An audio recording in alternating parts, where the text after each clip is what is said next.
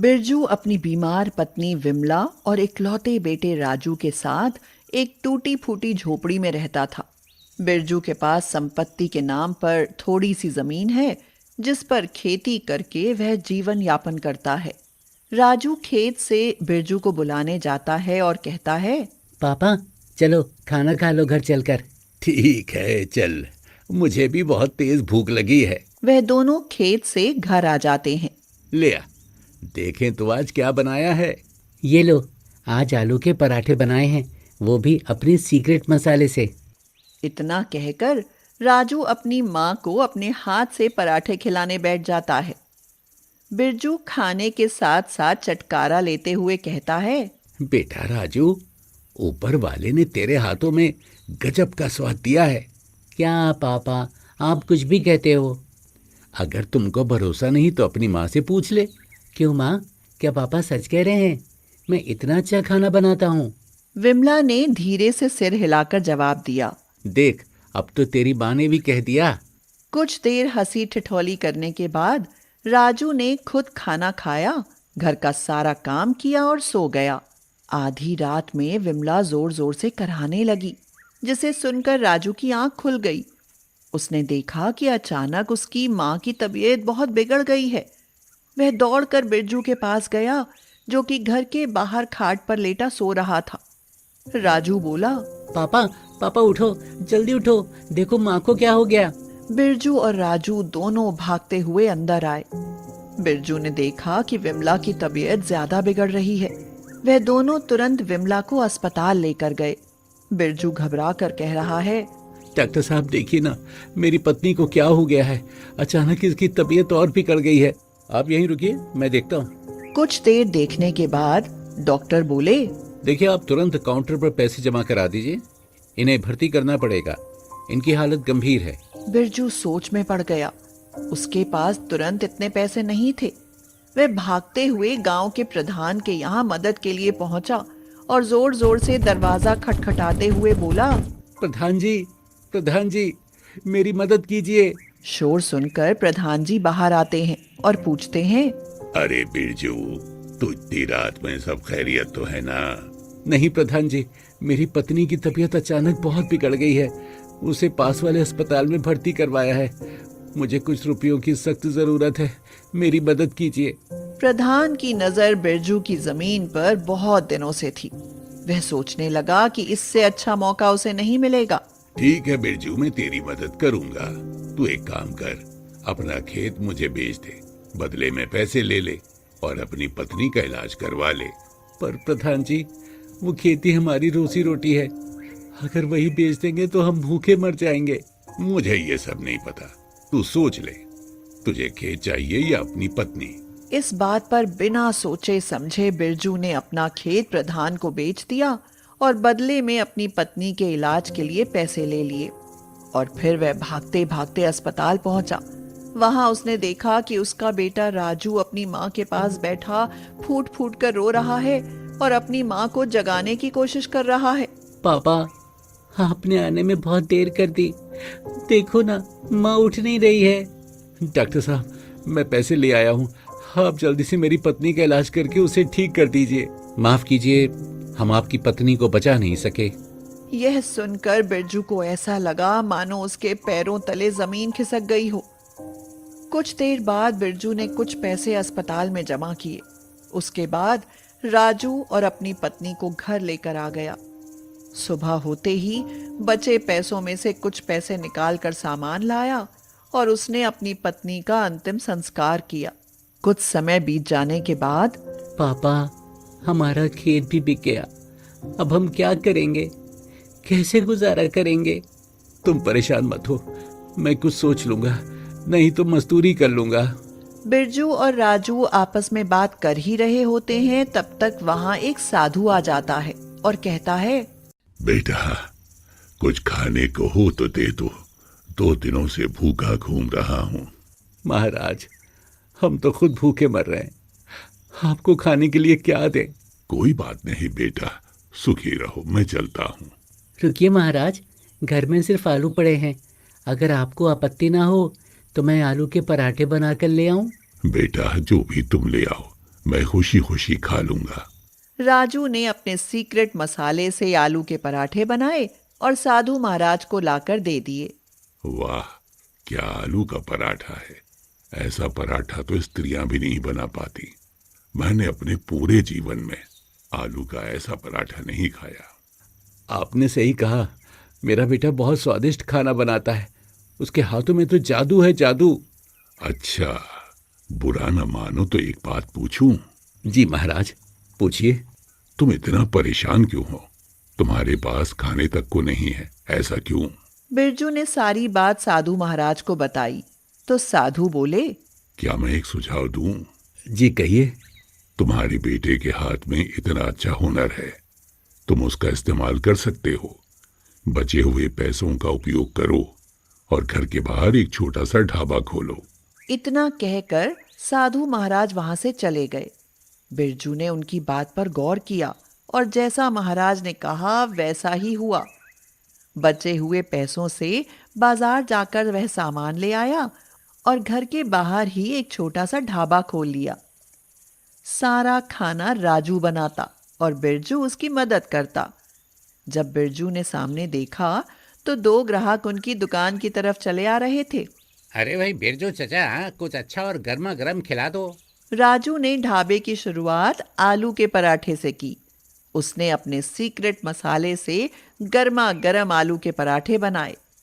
जैसे ही दोनों ग्राहकों ने पराठे खाए, पहला ग्राहक बोला, वाह क्या पराठे। और सच में मजा आ गया। क्या मैं जान सकता हूँ आप आलू के पराठे कैसे बनाते हो और कौन सा मसाला प्रयोग करते हो? मैं आलू के पराठे में खुद के द्वारा बनाया गया सीक्रेट मसाला प्रयोग करता हूँ। क्या उस मसाले की एक बोतल मुझे भी मिल सकती है? जी मिल सकती है। इस तरह कुछ ही महीनों में राजू के आलू के पराठे और उसका मसाला पूरे गांव में प्रसिद्ध हो गया और उसका ढाबा चल पड़ा। धीरे धीरे उसने कई नए खेत ले लिए और अपना घर भी बनवा लिया। उसके आलू के पराठे की प्रशंसा धीरे धीरे गांव से शहर की ओर भी फैलने लगी।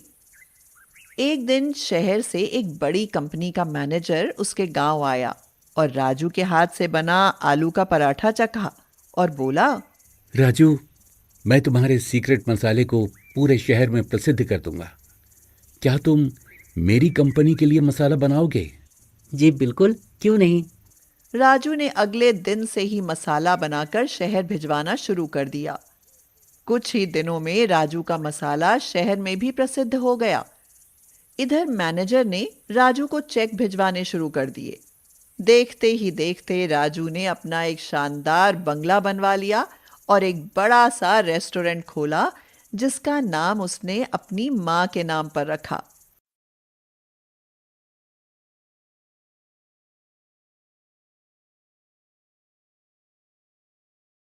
दोस्तों मोटरोला H50 वर्ल्ड का definitely one of the most durable phones है। क्यों? क्योंकि इसमें माधवी और रमन की शादी 5 साल पहले हुई थी, मगर 5 साल तक उनकी कोई संतान नहीं हुई। बहुत डॉक्टरों को दिखाया, सबने जवाब दे दिया कि माधवी कभी मां नहीं बन सकती। माधवी और रमन हिम्मत हार गए, लेकिन एक डॉक्टर ने उन्हें टेस्ट ट्यूब बेबी की सलाह दी। टेस्ट ट्यूब कराने के बाद माधवी ने एक बेटी को जन्म दिया। रमन और माधवी बहुत खुश थे। माधवी बोली, आखिर भगवान ने हमारी सुन ही ली। भाई मुझसे तो इंतजार नहीं हो रहा। माधवी, कहाँ है हमारी बेटी? अभी वो नर्सरी में है। नर्स बता रही थी कि वह बहुत कमजोर है। 2 दिन बाद वह लड़की माधवी को सौंपी गई, मगर वह अपनी बेटी को देखकर खुश होने की बजाय हैरान हो गए। माधवी, हमारी बेटी तो बहुत काली है। कैसी भी है, लेकिन है तो। हमारा दोनों का रंग साफ है। कहीं हॉस्पिटल वालों ने हमारी बेटी बदल तो नहीं दी? ऐसा कैसे हो सकता है? बच्चा कैसे बदल सकते हैं? ये गैर कानूनी है। कोई बात नहीं, ये हमारी जान है। उन्होंने उसका नाम सलोनी रखा। सलोनी 1 साल की ही थी। माधवी को डेंगू हो गया, जिससे उसकी मौत हो गई। माधवी, मुझे और अपनी सलोनी को छोड़कर तुम कहाँ चली गई? तुम्हारे बिना ये कैसे रहेगी? रमन फूट फूट कर रोने लगा। रिश्तेदार उसे समझाते हुए बोले, देखो रमन, तुम अकेले होते तो बात और थी, लेकिन सलोनी को माँ की जरूरत है। बिना माँ के कैसे रहेगी बच्ची? इसलिए तुम दूसरी शादी कर लो। कुछ महीने तो ऐसे ही गुजर गए। रमन को काम छोड़कर सलोनी का ख्याल रखना पड़ता था। आखिर ऐसे कब तक काम छोड़कर घर में बैठता? इसलिए उसने चित्रा से शादी कर ली। 1 साल बाद चित्रा ने एक बेटी को जन्म दिया। वह लड़की काफी गोरी थी। उन्होंने उसका नाम नेहा रखा। चित्रा बोली, देखो कितनी सुंदर और गोरी है मेरी बेटी, और ये सलोनी औंधा तवा, कौन कहेगा इसे हमारी बेटी? रमन ने कहा, चित्रा, ये क्या कह रही हो? रंग रूप तो भगवान की देन है, लेकिन मैं अपनी दोनों बेटियों से बहुत प्यार करता हूँ। चित्रा सलोनी को मुंह बनाकर नेहा को प्यार करने लगी। चित्रा हमेशा सलोनी को बुरा भला कहती थी, हमेशा उसके रंग को ताने देती थी। इसी तरह दोनों बेटियां जवान हो गई। नेहा को भी अपनी सुंदरता और गोरे रंग पर बहुत घमंड था। वह भी हमेशा सलोनी का मजाक उड़ाती थी। नेहा बोली, दीदी, कभी तो अपने रंग पर खिलते हुए कपड़े पहन लिया करो। एक तो काली, ऊपर से लाल रंग का सूट पहन लिया। लगता है इंजन को कोई खतरे की झंडी दिखा रही हो। तो सलोनी ने कहा, नेहा, अगर मेरी तुलना इंजन से कर रही हो तो मैं पूरी ट्रेन की जिम्मेदारी उठा सकती हूँ, लेकिन तुम अपने लिए सोचो। सलोनी और नेहा में अक्सर ऐसी लड़ाइयां होती रहती थीं। सलोनी, नेहा, चलो जल्दी सब लोग तैयार हो जाओ। आज मेरे दोस्त के बेटे का जन्मदिन है। चित्रा और रमन के साथ दोनों बेटियां तैयार होकर चली गईं। रास्ते में पड़ोस की औरतों ने कहा तो सलोनी बोली, तो आपको क्या परेशानी है आंटी जी? एक खूबसूरत चीज को काला टीका लगाया जाता है ताकि आप जैसों की उसे नजर ना लगे। इसी तरह मैं अपनी गोरी बहन के साथ काला टीका हूँ, जिससे उसे मैं आपकी बुरी नजर से बचा सकूं। चलो सलोनी, ऐसे लोगों के मुंह नहीं लगते। अब तो नेहा का सलोनी के साथ निकलना भी तू भर हो गया है। पता नहीं आगे क्या होगा। चित्रा, क्या लोगों की बात सुनकर बहनें साथ नहीं चलेंगी? अरे तुम्हें तो जवाब देना चाहिए था उन्हें, लेकिन तुम तो उल्टा सलोनी को ही कह रही हो। चलो पापा, छोड़ो, चलते हैं। पार्टी में जाकर भी वही हुआ। एक तरफ नेहा की सुंदरता की तारीफ और दूसरी तरफ सलोनी के काले रंग की चर्चा। वक्त गुजरता गया। सलोनी की ग्रेजुएशन हो गई, लेकिन नेहा 12वीं में 2 बार फेल होकर घर बैठ गई। रमन को अब बेटियों की शादी की चिंता सताने लगी। रमन एक दिन बोला, चित्रा, लड़का इनकम टैक्स डिपार्टमेंट में बड़ा अधिकारी है, बस एक बार सलोनी पसंद आ जाए उसे।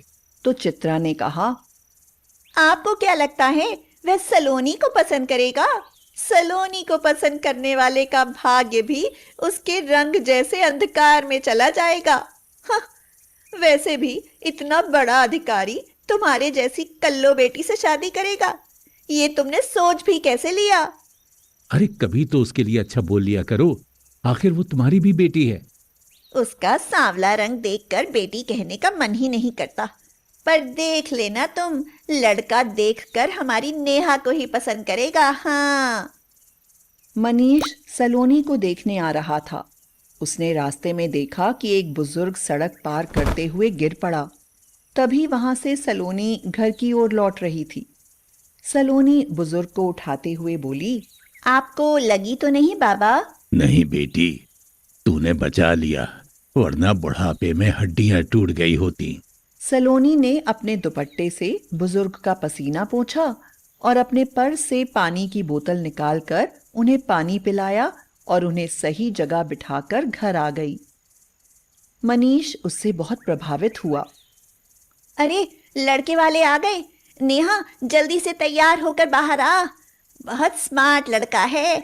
इस कलमुही से तो वह हरगिज शादी नहीं करेगा। नेहा मुस्कुराती हुई पानी लेकर आई। जी, ये मेरी छोटी बेटी है, बड़ी बेटी आती ही होगी। जाओ नेहा, सलोनी को लेकर आओ। मनीष के पिताजी ने कहा कि रमन की ये बेटी तो बहुत सुंदर है। अब तो नेहा को यकीन हो गया कि वो लोग उसे ही पसंद करके जाएंगे। चित्रा तो खुशी के मारे फूली नहीं समा रही थी कि उसकी बेटी नेहा इतने बड़े घर में जाएगी। नेहा जब सलोनी को लेकर आई तो मनीष और उसके पिताजी चौंक गए कि ये तो वही लड़की है जो इन्होंने बाहर सड़क पर देखी थी। ये मेरी बड़ी बेटी है। मुझे आपकी बेटी पसंद है। मनीष के पिताजी उसके कान में बोले, तुम पागल हो क्या मनीष? अरे ये लड़की तो काली है। लेकिन दिल की बहुत अच्छी है पिताजी। आपको सलोनी पसंद है? यकीन ही नहीं हो रहा। ये इतनी काली है और नेहा को देखो, उसके जैसी खूबसूरत लड़की कोई नहीं होगी। मैंने इनका रंग नहीं, इनका मन देखा है। इन्होंने सड़क पर जिस सेवा भाव से एक बुजुर्ग को गिरे हुए उठाया, उनका पसीना अपने दुपट्टे से पोंछा, मेरे मन में तभी आया कि जो लड़की किसी अनजाने बुजुर्ग के साथ इतना प्रेम दिखा सकती है, वो अपने सास ससुर की कितनी सेवा करेगी। मुझे सलोनी ही पसंद है। मुझे सुंदर लड़की को फ्रेम में लगाकर नहीं सजाना पिताजी। वैसे मेरा एक दोस्त है, इंजीनियर है नेहा, और उसकी जोड़ी बहुत अच्छी रहेगी। अगर आप कहें तो मैं उनसे बात करूं। वैसे इंजीनियर भी बुरा नहीं है। हम तैयार हैं, आप बात कर लीजिए। मनीष और उसके पिताजी ने शादी की तारीख तय करते हुए उनसे विदा ली। रमन बोला, देखा चित्रा, आज इसके व्यवहार ने लड़के वालों का दिल जीत लिया और नेहा का गोरा रंग भी ये रिश्ता जोड़ नहीं पाया। चित्रा और नेहा सलोनी के इतने बड़े घर में रिश्ता होने से दुखी थी। 2 दिन बाद चित्रा बाथरूम में गिर गई। वह जोर से चिल्लाई, माँ, मैं मर गई, हाय कोई उठाओ मुझे। सलोनी दौड़ी आई और बोली, क्या हुआ माँ? मैं गिर गई, मेरा पैर दर्द से फटा जा रहा है, हाय। उठो माँ, बाहर चलो। सलोनी बड़ी मुश्किल से उसे बाहर लेकर आई। डॉक्टर को दिखाने पर पता चला कि चित्रा के पैर की हड्डी टूट गई है। सलोनी ने चित्रा की बहुत सेवा करी और फिर चित्रा ठीक हो गई। देखा चित्रा, ये वही काली लड़की है जो तुम्हारी हर आहट के साथ तुम्हारे पास खड़ी मिलती है। मुझे शर्मिंदा ना करो, मुझे अपनी गलती का एहसास हो गया है। नेहा ने मुझे एक गिलास पानी तक नहीं दिया और सलोनी दिन रात मेरी सेवा में लगी रही। आप मेरी माँ हो, आपकी सेवा करना मेरा कर्तव्य है।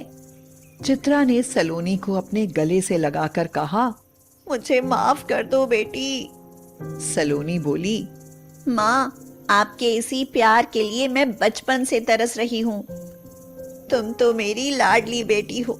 रमन, अगले महीने हमारी इस प्यारी सी सांवली और गोरी बेटी की शादी है। देखना कोई भी कमी ना रह जाए। कोई कमी नहीं रहेगी, देखना शादी बड़े धूमधाम से होगी। ये कहकर सब खिलखिलाकर हंस पड़े।